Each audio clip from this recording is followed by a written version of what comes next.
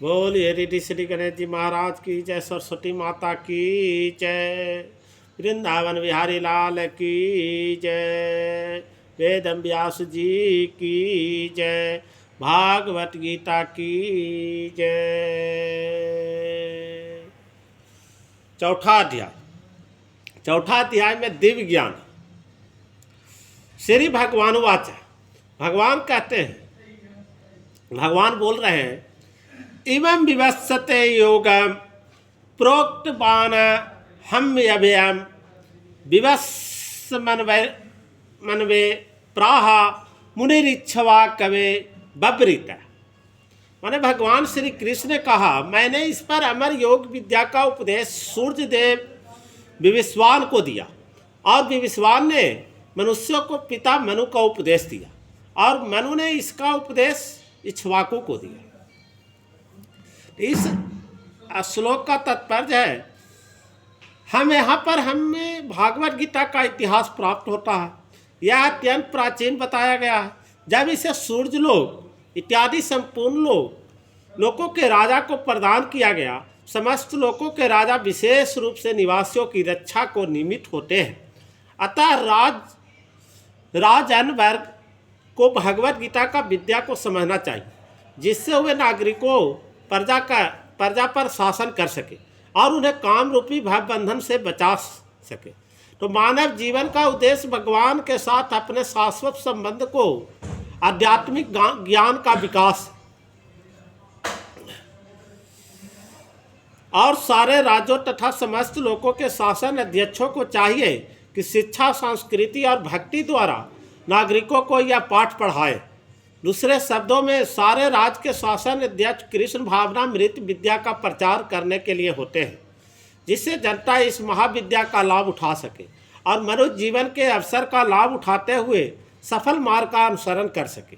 तो इस मनवांतर में सूर्य देव विवस्वान कहलाता है, यानी सूर्य का राजा, जो सौर मंडल के अंतर्गत समस्त ग्रहों लोकों का उद्गम है। ब्रह्म संहिता में कहा गया है, यच्छुरेश सविता सकल ग्रहानम राजा समस्त सूर्य मूर्ति श्रेष्ठजा यस्सा गया ब्रह्मति अस्मि भृत काला चक्रो गोविंदा मिदे पुरुषम तमम भजामि। माने ब्रह्मा जी ने कहा, मैं उन श्री भगवान गोविंद का पूजा करता हूँ जो आदि पुरुष है और जिनके आदेश से समस्त लोकों के राजा सूर्य प्रभुत शक्ति तथा उष्मा धारण करता है। यह सूर्य भगवान के नेत्र तुल्य है और उनकी आज्ञा अनुसार अपनी कथा को तय करता है। तो सूर्य सभी लोकों का राजा है तथा सूर्य देव विश्वान सूर्य ग्रह पर शासन करता है। तो जो उष्मा तथा प्रकाश प्रदान करके अन्य समस्त लोगों को अपने नियंत्रण में रखता है, सूर्य कृष्ण के आदेश पर घूमता है। और भगवान कृष्ण ने विवस्वान को भगवत गीता का विद्या समझाने के लिए अपना पहला शिष्य चुना। अतः गीता किसी मामूली सांसारिक विद्यार्थी के लिए कोई काल्पनिक भाष्य नहीं, अपितु ज्ञान का मानक ग्रंथ है जो अनंत काल से चला आ रहा है। तो महाभारत में हमें गीता का इतिहास इस रूप में प्राप्त हुआ है। त्रेतायुगादौ च ततो विवास्वान् वेदरो मनुष्य लोकभीर्त्यार्थं सुतायच्छ कवे ददौ इक्ष्वाकुना चौ कथित व्याप्ता लोकानावस्थित। त्रेता युग के आदि में विवस्वान ने प्रेमेश्वर संबंधी इस विज्ञान का उपदेश मनु को दिया और मनुष्यों को जनक मनु ने इसे अपने पुत्र इक्ष्वाकु को दिया। तो इक्ष्वाकु इस पृथ्वी के शासक थे और उस रघुकुल के पूर्वज थे, तो जिसमें भगवान श्री राम ने अवतार लिया। तो इससे प्रमाणित होता है कि मानव समाज में महाराज इक्ष्वाकु के काल से ही भगवत गीता विद्वान थी। तो इस समय कलयुग के केवल 5000 वर्ष व्यतीत हुए, जबकि इसकी पूर्णायु 4,32,000 वर्ष है। तो इसके पूर्व द्वापर युग 8,000 वर्ष था और इसके भी पूर्व त्रेता युग द्वापर युग 8 लाख वर्ष था और इसके पूर्व त्रेता युग 12 लाख वर्ष था। और इसके इसी प्रकार लगभग 20 लाख 5,000 वर्ष पूर्व मनु अपने शिष्य तथा पूर्व पुत्र इक्ष्वाकु से जो इस पृथ्वी के राजा थे श्रीमद् भगवत गीता के। तो वर्तमान मनु की आयु लगभग 30 करोड़ 43 लाख वर्ष अनुमानित की जाती है, जिसमें से 12 करोड़ 4 लाख वर्ष बीत चुके हैं।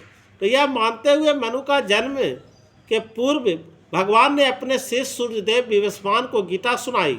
और मोटा अनुमान यह है कि गीता कम से कम 12 करोड़ 4 लाख वर्ष पहले कही गई और मानव समाज में यह 20 लाख वर्षों से विद्यमान रही। तो इसे भगवान ने लगभग 5,000 वर्ष पूर्व अर्जुन से पुनः कहा। गीता के अनुसार ही इसके वक्ता भगवान कृष्ण के कथन के अनुसार यह गीता का इतिहास का मोटा अनुमान है। तो सूर्यदेव विवस्वान को इसलिए गीता सुनाई गई क्योंकि वह क्षत्रिय था और उन समस्त क्षत्रियों का जनक है। तो जो सूर्यवंशी हैं, चूँकि भगवत गीता वेदों के ही समान है, क्योंकि श्री भगवान ने कहा था, अतः यह ज्ञान अपौरुष है। चूँकि वैदिक आदेशों के यथारूप में बिना किसी मानवीय विवेचना के स्वीकार किया जाता है, फलतः गीता को भी किसी सांसारिक विवेचना के बिना स्वीकार किया जाना चाहिए। और सांसारिक तार्किक जन अपनी अपनी विधि से गीता के विषय में चिंतन कर सकते हैं, किंतु यह यथारूप भगवत गीता नहीं है। अतः भगवत गीता के गुरु परंपरा से यथारूप में ग्रहण करना चाहिए। यहाँ पर यह वर्णन हुआ है कि भगवान ने इसे सूर्यदेव से कहा है। सूर्यदेव ने अपने पुत्र मनु से और मनु ने अपने पुत्र इक्ष्वाकु से कहा है। बोलिए वृंदावन बिहारी लाल की जय। जय जय श्री कृष्ण भगवान की जय। एवं परंपरा प्राप्त मिमं राजर्षो विद्व सकलनेहु महता योगी नष्टा परंतप। माने इस प्रकार यह परम विज्ञान गुरु परंपरा द्वारा प्राप्त किया गया और राजर्षियों ने इस विधि से इसे समझा, किंतु कालक्रम में यह परंपरा छीन हो गई। अतः यह विज्ञान यथारूप में लुप्त हो गया लगता है। कहने का तात्पर्य है, यहाँ स्पष्ट कहा गया है कि गीता विशेष रूप से राजर्षियों के लिए थी, क्योंकि वे इसका उपयोग प्रजा के ऊपर शासन करने में करते थे। निश्चय ही भागवत गीता कभी आसुरी पुरुषों के लिए नहीं थी, जिनसे किसी को भी इसका लाभ न मिलता और जो अपनी अपनी सनक के अनुसार विभिन्न प्रकार की विवेचना करते। अतः जैसे ही असाधु भास्करों को निहित स्वार्थों से गीता का मूल उद्देश्य उच्छिन्न हुआ, वैसे ही पुनः गुरु परंपरा स्थापित करने की आवश्यकता प्रतीत हुई। तो 5,000 वर्ष पूर्व भगवान ने स्वयं देखा कि गुरु परंपरा टूट चुकी है। अतः उन्होंने घोषित किया कि गीता का उद्देश्य नष्ट हो चुका है। तो इसी प्रकार इस समय गीता के इतने संस्करण उपलब्ध हैं, विशेषतया अंग्रेजी में, कि उनमें से प्रायः सभी प्रमाणिक गुरु परंपरा के अनुसार नहीं है। विभिन्न संसारी विद्वानों ने गीता की असंख्य टीकाएँ की है, किंतु वे प्रायः सभी श्री कृष्ण को स्वीकार नहीं करते। यद्यपि वे कृष्ण के नाम पर अच्छा व्यापार चलाते हैं। यह आसुरी प्रवृत्ति है, क्योंकि आसुरगण ईश्वर में विश्वास नहीं रखते, वे केवल परमेश्वर के गुणों को लाभ उठाते हैं। अतएव अंग्रेजी में गीता के एक संस्करण के नितांत आवश्यकता थी, जो परंपरा गुरु परंपरा से प्राप्त हो। प्रस्तुत प्रयास इस आवश्यकता की पूर्ति के उद्देश्य से किया गया। भागवत गीता यथारूप मानवता के लिए महान वरदान है, किंतु यदि इसे मानसिक चिंतन समझा जाए तो यह समय का अपव्यय होगा। बोलिए वृंदावन बिहारी लाल की जय। जय जय श्री कृष्ण भगवान की जय।